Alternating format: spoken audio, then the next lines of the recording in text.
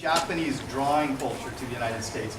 You have workshops here now at cons and whatnot, people showing how to draw manga.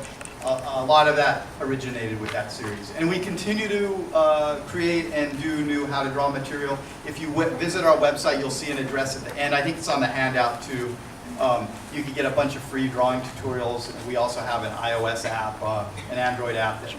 Those are free, and they have also drawing tutorials in them.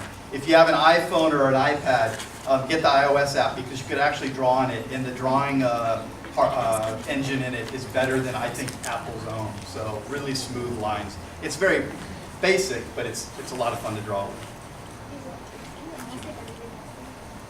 Does everybody have 3 sheets? Does anybody not have 3 sheets? Okay. And why don't you put those at the back?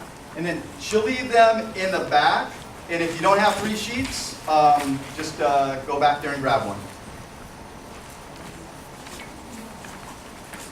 And this here is our newest language learning book. This is called Shortcuts. The reason we call it Shortcuts is it provides a very quick way to build your vocabulary in Japanese, because these are words that are contracted Japanese words that many of which originated in English. So everybody knows the word cosplay, right? And cosplay means?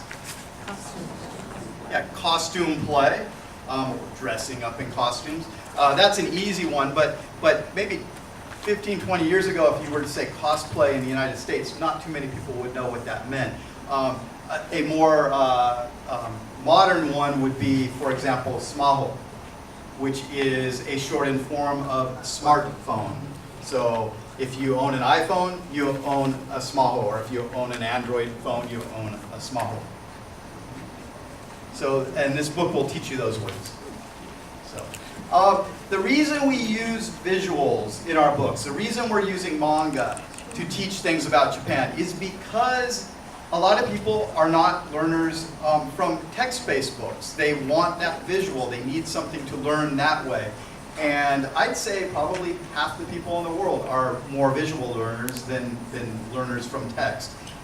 But schools usually require us to read textbooks. They don't want to give us comics or picture books unless we're very young. In Japan, there is a strong and long tradition of educating with art throughout life. And so, for example, an expectant mom, her first child, she goes to the doctor, she's not really sure, what's going to happen to her body, how she's going to feel as her pregnancy progresses, and the doctor will give her a comic, or at least a brochure that is illustrated with comic art that explains, there might be like a cartoon mom bending over and lightning bolts are coming out of her back. And it'll talk about back pain and how to reduce back pain during pregnancy. That's the birth part. It goes all the way to the grave, so cradle to grave. If somebody loses a loved one, maybe a young husband or a young wife loses their spouse, and they're not really familiar with Japan's very maybe complicated to the West funeral process and the grieving process and the whole what they're supposed to do during the period of mourning.